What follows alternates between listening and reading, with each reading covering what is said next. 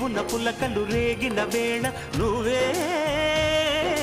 పచ్చని పైరువు అవుతావమ్మా దిగులు రంగే నలుపు అనుకో ప్రేమ పొంగే పసుపు అనుకో భావాలను గమనిస్తుంటే ప్రతి రంగును చూస్తున్నట్టే చూపులు ఎవరివైనా చూపించే లోకం ఒకటి నేస్తమా ఇద్దరి లోకం ఒకటే లేవమ్మా అందుకే